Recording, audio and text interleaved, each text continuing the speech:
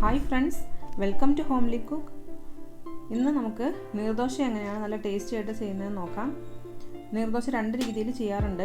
ഒന്ന് അരി വെള്ളത്തിലിട്ട് കുതിർത്തരച്ച് ചെയ്യാറുണ്ട്, അതുപോലെ തന്നെ വറുത്തരിപ്പൊടി കൊണ്ടും ചെയ്യാറുണ്ട്. ഞാനിന്നിവിടെ വറുത്തരിപ്പൊടി വെച്ചിട്ടാണ് ചെയ്യുന്നത്. അപ്പോൾ ഇതെങ്ങനെയാണ് ചെയ്യുന്നതെന്ന് നോക്കാം. നീർദോശ ചെയ്യാൻ വേണ്ടിയിട്ട് ഞാനിവിടെ ഒരു 2 കപ്പ് അരിപ്പൊടി എടുത്തിട്ടുണ്ട്. ഇടിയപ്പത്തിനും പത്തിരിക്കൊക്കെ യൂസ് ചെയ്യുന്ന പൊടിയാണ് ഞാൻ എടുത്തിരിക്കുന്നത്.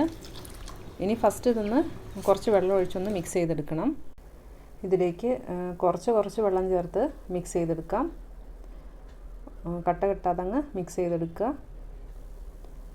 അപ്പോൾ ഇതിവിടെ മിക്സ് ചെയ്തെടുത്തിട്ടുണ്ട്. ഞാനിതിലേക്ക് ഒരു 5 കപ്പ് വെള്ളം ഇപ്പോൾ ചേർത്ത് കൊടുത്തിട്ടുണ്ട്. അത് ഓരോ പൊടിയുടെ ഇതനുസരിച്ച് വ്യത്യാസം വരും. ഇനി ഇതിലേക്ക് കുറച്ച് തേങ്ങ ചേർത്ത് കൊടുക്കണം. ഞാനിവിടെ 1 കപ്പ് തേങ്ങ എടുത്തിട്ടുണ്ട്. അത് ഇതിലേക്ക് ചേർത്ത് കൊടുക്കാം. ഇനി ഇതൊന്നങ്ങ് നന്നായിട്ട് മിക്സ് ചെയ്തെടുക്കുക. ഞാനിതൊന്ന് മിക്സിയുടെ ജാറിലേക്ക് മാറ്റിയിട്ടുണ്ട്. ഇതിനി ഒന്ന് അരച്ചെടുക്കണം. ഞാനിവിടെ അരച്ചെടുത്തിട്ടുണ്ട്. തേങ്ങയൊക്കെ ഒരുവിധം അരഞ്ഞു കിട്ടാൻ പാകത്തിന് അരച്ചെടുത്തിട്ടുണ്ട്. ഇതിലേക്ക് കുറച്ചുകൂടെ വെള്ളം ചേർത്ത് കൊടുക്കണം. ഇത് നീർദോശ ആയതുകൊണ്ട് തന്നെ നല്ല വെള്ളത്തിൽ വേണം ഇത് മിക്സ് ചെയ്തെടുക്കാനായിട്ട്. ഇതിലേക്ക് ചേർക്കാൻ വേണ്ടിയിട്ട് ഞാനിവിടെ കുറച്ച് തേങ്ങ വെള്ളം എടുത്ത് വെച്ചിട്ടുണ്ട്. ഇതിനങ്ങനെ പ്രത്യേകിച്ച് അളവൊന്നുമില്ല.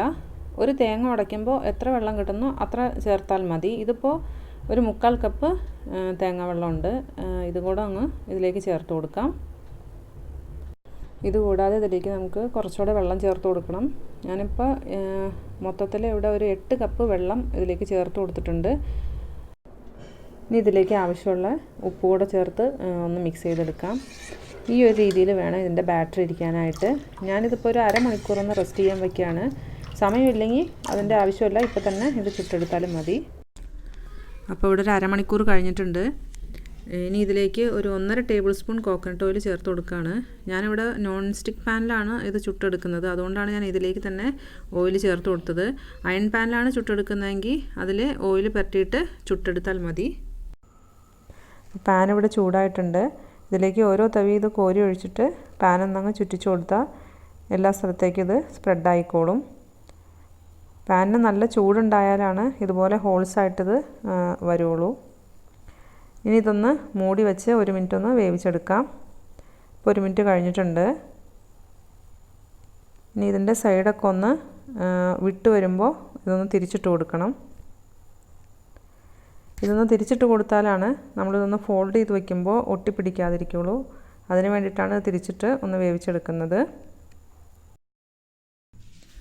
അപ്പോൾ ഇതിൻ്റെ സൈഡൊക്കെ ഒന്ന് വിട്ട് വന്നിട്ടുണ്ട്. ഇനി ഇതൊന്ന് തിരിച്ചിട്ട് കൊടുക്കാം. ഇതൊന്ന് തിരിച്ചിട്ട് കൊടുത്തു കഴിഞ്ഞിട്ട് ഒരു മീഡിയം ഫ്ലെയിമിലേക്ക് ഇത് മാറ്റണം. അല്ലെങ്കിൽ ഇനി അടുത്തത് ചുട്ടെടുക്കുന്ന സമയത്ത് പാനിന് ഹീറ്റ് കൂടിപ്പോവും. അപ്പോൾ ഇതുപോലെ നമുക്ക് ചുറ്റിച്ചെടുക്കുമ്പോൾ കറക്റ്റായിട്ട് ചുറ്റിച്ചെടുക്കാൻ പറ്റില്ല. ഇനി ഇതൊരു 15 അല്ലെങ്കിൽ 20 സെക്കൻഡ് കഴിയുമ്പോഴത്തേക്ക് ഇത് റെഡിയായി വരും. അപ്പോൾ ഇതിവിടെ റെഡിയായി വന്നിട്ടുണ്ട്. ഇനി ഇതൊന്ന് വേറൊരു പാത്രത്തിലേക്ക് മാറ്റാം. ഇനി അടുത്തത് നമ്മൾ ചെയ്യുന്ന സമയത്ത് ഇതിൻ്റെ ബാറ്റർ നന്നായിട്ട് അടിചേർത്ത് മിക്സ് ചെയ്ത് എടുത്തിട്ട് വേണം ഇത് കോരി ഒഴിക്കാനായിട്ട്.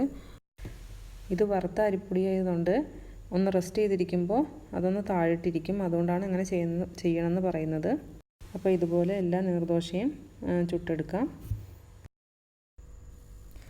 അപ്പം നീർദോശ ഇവിടെ റെഡി ആയിട്ടുണ്ട്.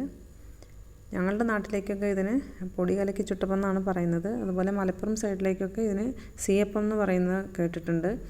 ഇതെല്ലാം ഒന്ന് തന്നെയാണ്. അപ്പോൾ എൻ്റെ റെസിപ്പീസ് നിങ്ങൾക്ക് ഇഷ്ടപ്പെടുന്നുണ്ടെങ്കിൽ എൻ്റെ ചാനൽ ഒന്ന് സബ്സ്ക്രൈബ് ചെയ്യാനും ലൈക്ക് ചെയ്യാനൊന്നും മറക്കരുത്. Thanks for watching.